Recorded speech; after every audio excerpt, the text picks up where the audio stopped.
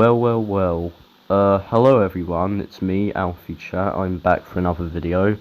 Today's video was something that I wasn't expecting to make, but I just had to get this off of my chest. Like, I had this on my personal brain for like a while now. Like, I just had to get this off my chest. Never thought I'd say this, but I personally think that Mascot horror, like the Mascot horror genre, is becoming tiresome. You what? Yeah, I never thought I'd say that, since some people might know that I'm a bit of a Five Nights at Freddy's fan, and Five Nights at Freddy's is a Mascot horror game. But I personally think that the whole Mascot horror genre thing is just getting tiresome. So join me on this fairly long look at why I believe Mascot horror is becoming tiresome. However, before I do talk about why I think Mascot horror is becoming tiresome, we have to have a look at some of the Mascot horror games that have been out for the past 2 or 3 years. So let's get into it.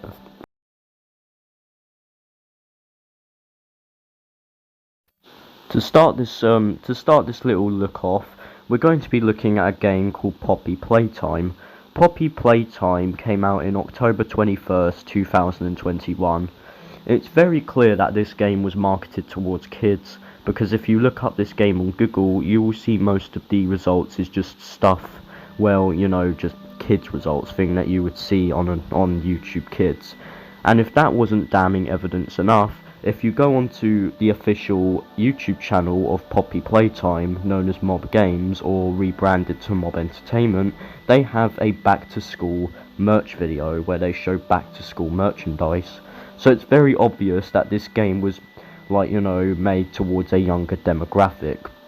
Now, not gonna lie, the game itself is honestly really good, and I honestly consider it to be one of my favourite horror games besides Five Nights at Freddy's and Bendy and the Ink Machine. However, I do not support Mob Entertainment, the people who made Poppy's Playtime. Do you want to know why? Because I do not support them due to something they did to a YouTuber known as Equicoaster, also known as Ethan. You see, Equicoaster is a YouTuber who makes these Minecraft animations, which is very similar to the animations that Poppy Playtime posts on their official YouTube channel called Zam Animation. Zam Animation, or should I say Enchanted Mob, actually asked Ethan if he wanted to join their team to become a Poppy Playtime developer, but on one condition: he wouldn't be able to work on his YouTube channel anymore. It's because of that reason that Ethan decided to refuse the offer, and after that he had to go through a ton of bullying and harassment on Discord. Not only that, but they frequently bullied him for a YouTube channel called the Animation Sins channel, where they pointed out the many flaws in his, like, you know, animations. And not only that, but Ethan also claims that he was sent sexualized memes of his own Minecraft characters.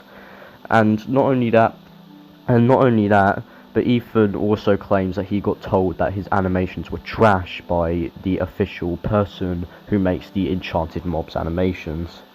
So what do I think of all of this?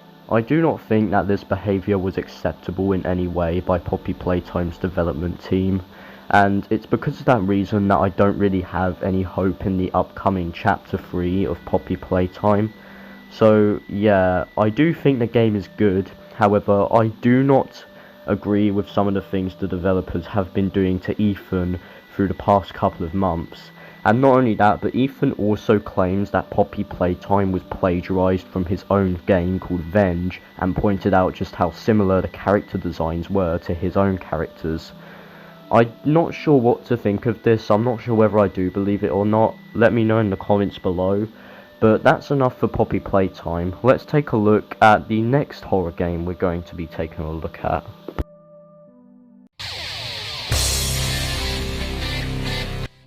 The next horror game we're going to be taking a look at is Five Nights at Freddy's Security Breach. This game had massive hype built for it in 2020 and 2021. However, when it was released released with a massive amount of disappointment because of how unfinished and bugged the game was, which was a huge hit to Mascot horror, because Five Nights at Freddy's is literally the reason why Mascot horror exists in its current form. Five Nights at Freddy's Security Breach was very rushed, and it was obvious that it was rushed to get it out for the Christmas season, because it was released in December 2021, about 1 or 2 months after Poppy's Playtime was released. You see, Five Nights at Freddy's Security Breach was a pretty fun game, but the problem was that it had lots of bugs. In fact, if you went onto YouTube and searched up Five Nights at Freddy's bugs, there's a lot of showcases showing you all of the bugs and glitches you can find in the game. One of the videos is nearly an hour long, like, what? Now, they did release a patched update which patched some of these bugs, but the damage was already done. And not only that, but the story of Five Nights at Freddy's Security Breach literally made 0 sense.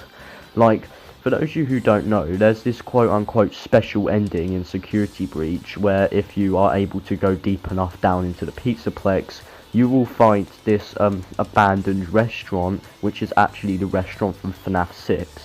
Why is the Five Nights at Freddy's 6 location built on top?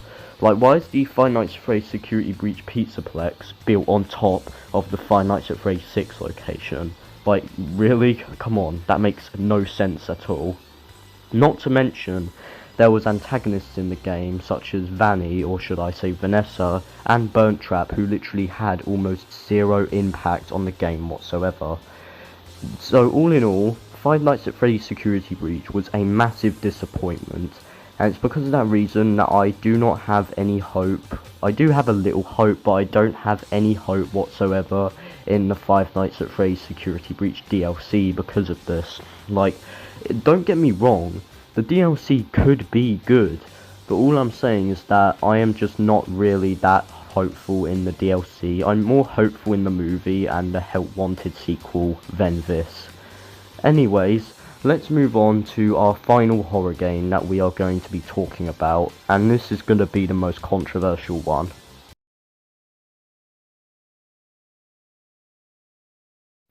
Okay, so if you saw the intro, like the little dramatic intro at the start of the video, you might know what horror game I'm talking about. I know it, you know it, Garten of Banban. Oh boy. This game was released in January 2023, so it's not really that old. It's quite a young horror game, although when it was released released with immense amount of backlash for obvious reasons. The game itself is very uninspired, and the character designs are literally just blobs with eyes and legs. Like, this is like, these drawings look like they were made by a 5-year-old, not gonna lie.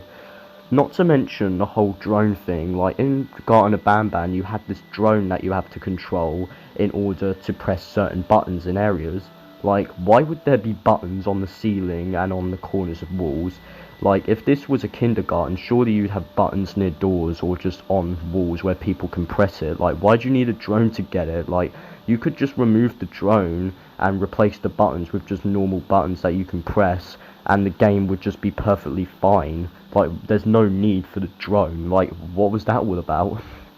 But in all seriousness, the developers of this game, called the Euphoric Brothers, yes, 2 people actually made this game, had to leave Twitter because they were receiving so much backlash from this game, and they are now developing Garten of Banban chapters behind the scenes. Chapter 2 of Garten of Banban was slightly better than the original, not gonna lie. However, it still wasn't all that great. Garten of Banban 3 does not make any sense. Like, are you kidding me? Why did we go from this kindergarten into this car filled with these jellyfish and all of that? Like, it literally makes no sense at all. If you don't know what I'm talking about, look it up on YouTube. There's tons of videos about it. Like, I'm not the only one talking about this game. But all in all, I just like Poppy Playtime and Security Breach. I have almost no hope in Garten of Banban 4. Like, Garten of Banban 4, it could use, like, the Garten of Banban series could use maybe some higher graphics and character designs or something like that. But there's tons of videos out there trying to recreate or remake the original game, so that's honestly quite fun to see.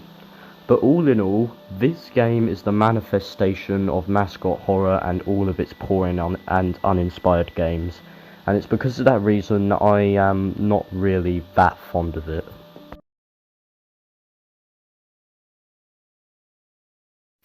So, in conclusion, guys, I'm pretty sure it's no secret now that Mascot horror, or should I say horror as a whole, is becoming tiresome.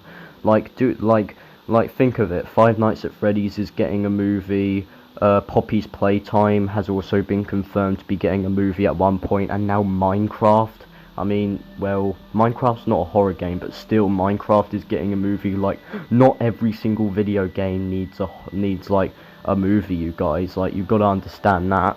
But in my opinion, I do think that Mascot horror is tiresome. But do I think Mascot horror is dying? No, I don't think it's dying. However, I do believe that it is becoming a bit tiresome. It's not dying because if there's anything, it can only get better. Like, we have Bendy and the Dark Revival out. We've had multiple new horror games coming out, so I'm interested to see what they'll be like in the future and all of that. So yeah, although Mascot horror isn't dead, I do believe that it is becoming tiresome. I'd love to hear your thoughts and opinions in the comments. I didn't expect to make this video. I just wanted to talk about it, really. Like, I just wanted to get this off of my chest because multiple other people have been doing the same thing as me, talking about Mascot horror, so I thought I might as well get mine out there to get my personal thoughts off my chest. Anyways, comment, like and subscribe. Please follow me on Twitter. I'll be active there most hours of the day. And yeah, let's talk in the comments. Goodbye, everyone.